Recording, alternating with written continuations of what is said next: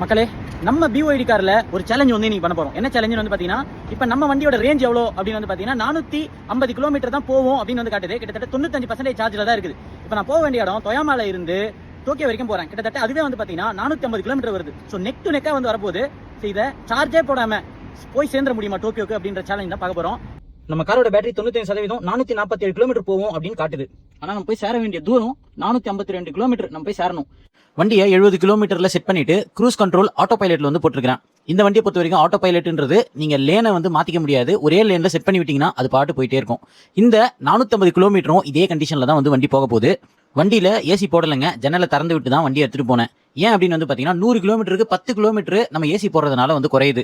So நம்ம neck to neck இருக்குது அப்படின்றதுனால நான் ஏசி போடாம தான் வண்டியை ஏற்கனேன். வண்டியை நம்ம எடுக்கும்போது ரேஞ்ச் காட்டிச்சு இல்லைங்களா 447.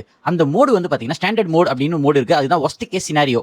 நம்ம இப்போ இங்க பாருங்க, உங்களுக்கு வந்து 97 கிலோமீட்டர் அப்படின்னு காட்டுது இல்லைங்களா, அது வந்து ஸ்டாண்டர்ட் மோட்ல இருக்கு. இப்போ நான் டைனமிக் மோட்ல வைக்கிறேன். இப்போ அந்த ரேஞ்ச் வந்து பாத்தீங்கன்னா உங்களுக்கு இன்க்ரீஸ் ஆகும். 112 ஏறி இருக்கு. வண்டியில பயணித்த ஆட்கள் ஒரு ஆள் மட்டும்தான்.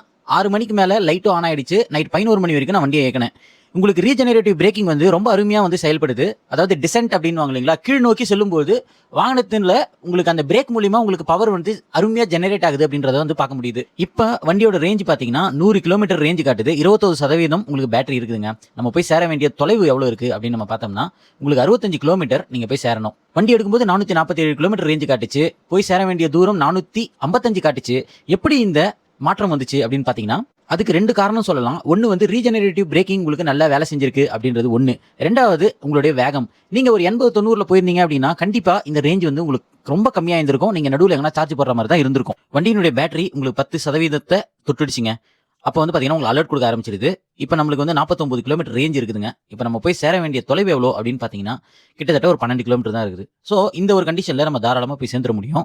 நீங்க ஜப்பான்ல ETC கார்டு பயன்படுத்துறீங்கன்னா ETC மைலேஜ் அப்படின்னு ஒரு ஆப்ஷன் இருக்கு. அதை நீங்க பயன்படுத்தும் போது உங்களுக்கு நிறைய டிஸ்கவுண்ட்ஸ் வந்து உங்களுக்கு பாயிண்டா வந்து சேரும்.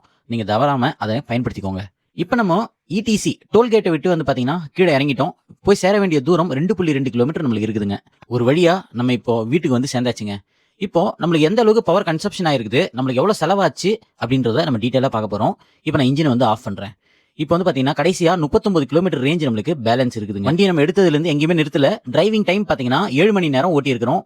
443 கிலோமீட்டர் ஓட்டி இருக்காங்க. ஏன்பா நேவிகேஷன்ல 455 காட்டுச்சு அப்படின்னு கேட்க கூடாது. ஏன்னா நம்ம வாகனத்தை இயக்கும் போது கண்டிப்பா கொஞ்சம் டிஸ்டன்ஸ்ல கொஞ்சம் வேறுபாடுகள் நம்மளுக்கு வரும். இப்போ நம்ம முழுசா ஓட்டினது 443 கிலோமீட்டர் ஓட்டியிருக்கோம். நம்மளுக்கு 47.7 கிலோவாட் ஹவர் நம்மளுக்கு பவர் கன்சியூம் ஆயிருக்கு. நம்ம சார்ஜ் போடும்போது பவர் லாஸ் அப்படின்றது ஆகும். அப்படி கால்குலேட் பண்ணும்போது நம்ம 53 கிலோவாட் ஹவர் அப்படின்னு நம்ம எடுத்துக்கிட்டோம்னா கூட ஜப்பானிய எண்ணில் பாத்தீங்கன்னா 2500 சில்லற ஜப்பானிய எண் ஆகுது. நம்ம ஊர் காசுக்கு ஒரு 1800 ஆகுதுங்க.